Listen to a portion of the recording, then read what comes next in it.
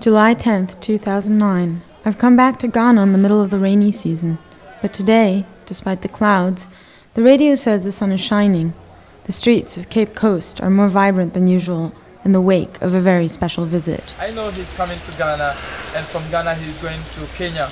But I don't know why Ghana first. I think it's a blessing.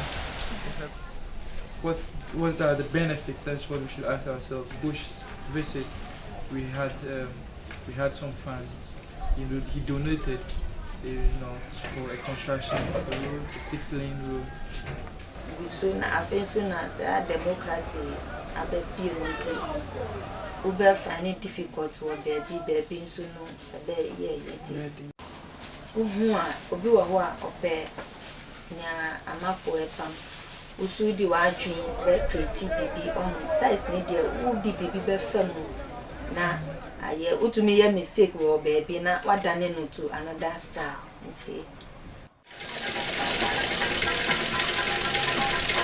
Formerly in the rural areas, children sit under trees to learn, but now, due to the help of other governments, build school buildings, also had to re-innovate it and reconstruct it, and we had that also as a benefit.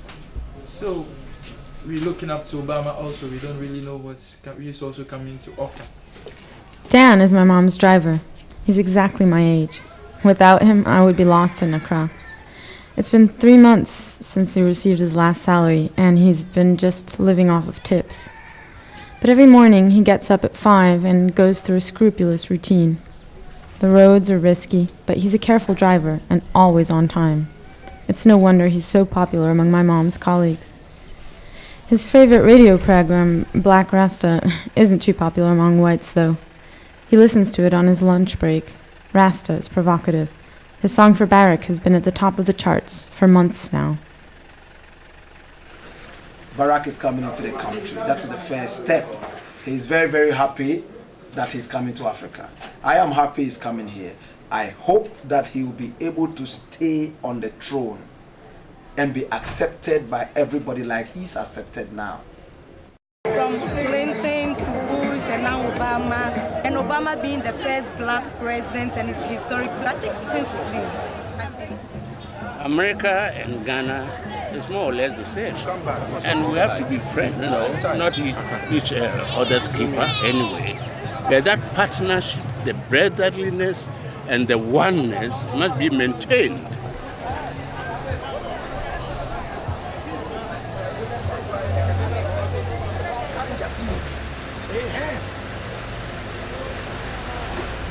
You see me, sir? Tearing down the whole continent, ladies and gentlemen, there, man. This was the first song ever in the name of Barack Obama. Calm down. It's happening. 103.7. Yo, Rasta, we have some black massive out on American president. I'm thinking them I've seen them, he's gonna watch him. Mama, come make we talk about Barack Obama.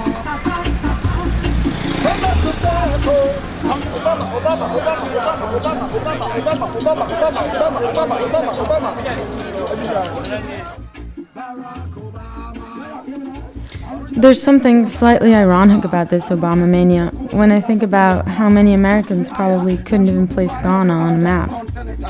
I can imagine them shaking their heads in wonder, asking themselves, why all the fuss about an American president? But here, he's a son of Africa, a story of success, a story which boosts the self-esteem of a people whose self-esteem seems badly wounded. And yet, I'm surprised to see how pale he looks on the posters next to Adam Mills.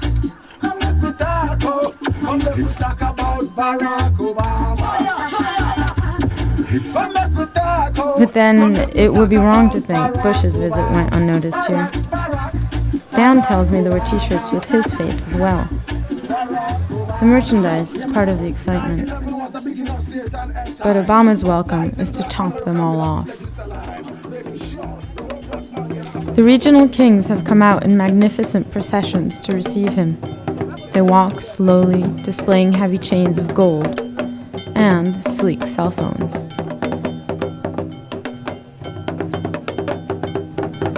The crowd is building up in front of the castle. Soon the place will be jam-packed. The sun is scorching hot. But it will still be hours before Obama comes.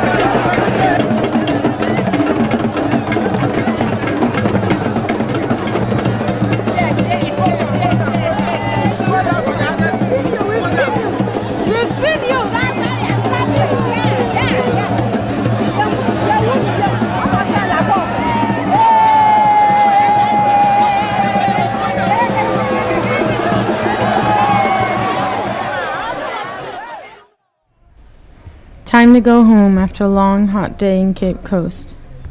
Some have come many miles just to catch a glimpse of Obama, and it's hard to hide a sense of disappointment at having seen so little after all the weeks of preparation. It will be the young people brimming with talent and energy and hope who can claim the future that so many in previous generations never realized. Now, to realize that promise, we must first recognize a fundamental truth that you have given life to in Ghana. Development depends on good governance. That is the ingredient which has been missing in far too many places for far too long. That's the change that can unlock Africa's potential. And that is a responsibility that can only be met by Africans. She says she's okay with that. She's happy, and although she didn't really brought us anything, but the advice he gave us was very strong advice, and he thinks if the leaders of this country are going to listen to him, it's really going to help us. Life falls back into its daily rhythm. For Dan and Mathilde, the true challenge, change, still lies ahead.